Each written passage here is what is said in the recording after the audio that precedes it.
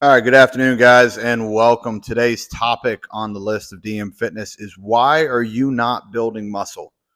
So, why are you not building muscle? If you are in the gym and you are being consistent and you feel like you've hit a plateau or you're not making progress, this is the video for you. I'm going to break down the top 3 reasons why I myself, through my experience, as well as myself as a coach and the clients that I've coached, why people stop building muscle, why people hit plateaus, why people can't take off in the first place.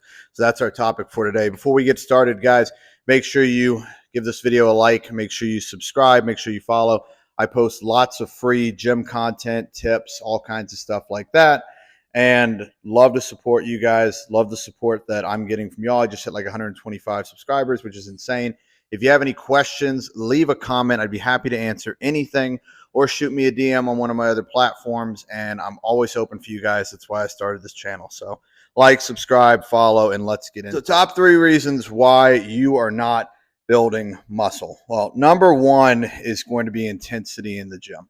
And I think that's one of the most underrated things is that people are not going hard enough in the gym. I saw a video the other day on Rich Piana talking about how he does an 8-hour arm workout, right? And I know that's ridiculous, and I know it's kind of a joke, but there's some truth to that in the sense that you should not be able to do that. Frankly, if you're spending 2 hours in the gym, you're probably spending too much time talking or you're not going hard enough. I only spend about an hour lifting weights. I spend 15 minutes work warming up.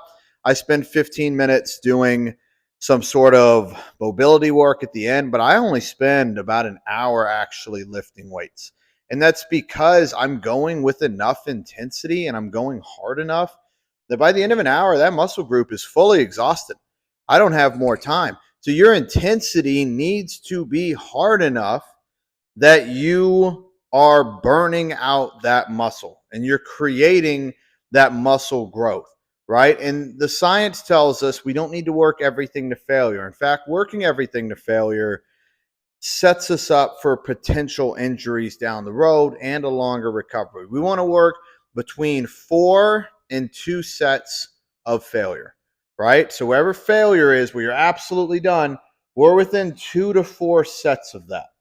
And working with that intensity, that close to failure, really focusing on the muscle group. If we're doing curls, right, we're really focusing on the contraction of that curl. We're not doing this type of thing where we're rocking back and forth. That's not what I mean by failure.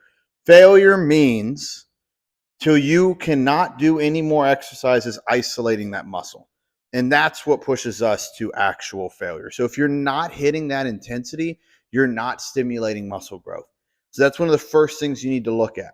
All right. And if you're burnt out, cut your workouts down. That's a huge, easy tip and something that I used to do really long, stupid workouts. Now I've cut them down. I've seen way more muscle growth in the last couple of years. Your second one is going to be rest. If you are not getting adequate rest, your body does not have time to repair that muscle tissue from these really intense workouts. That means getting 7 to 9 hours of sleep a night. If you're someone who's enhanced, you're looking at maybe 8 to 10, right? As well as if you're not getting that much sleep, it's taking a nap in the afternoon if your schedule allows for that. But getting at least 8 to 9 hours of sleep a night. And then on top of that, guys, it needs to be quality sleep. You got to cut down your alcohol. If somebody drinks a lot, you got to cut down on that. That disrupts your sleep. You got to cut down on caffeine close to bedtime. You got to cut down on eating really close to right before you go to sleep. Get your calories in earlier in the day. Those are 3 big ones. But making sure you get plenty of quality rest. And the best one here at the end is just food. Oh my God, it's just food, guys.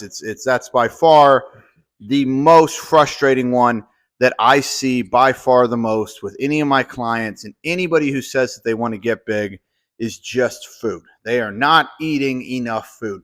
If you are not gaining weight, you're not eating enough food. Now, if you're gaining weight and it's mostly fat, we can talk about things like insulin sensitivity. We can talk about things like, are your workouts hard enough? What's your diet look like? But if you are not gaining weight at all, you're just not eating enough food. You can have 1 and 2 down. You can work out like a dog and you can rest really, really well. But if you are not eating enough food, you are not going to gain muscle, period. End of story. And that's like one of the first things you ought to look at.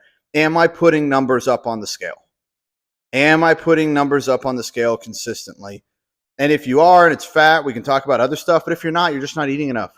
And I don't care how much you feel like you're eating. You have to track it. You have to track it accurately.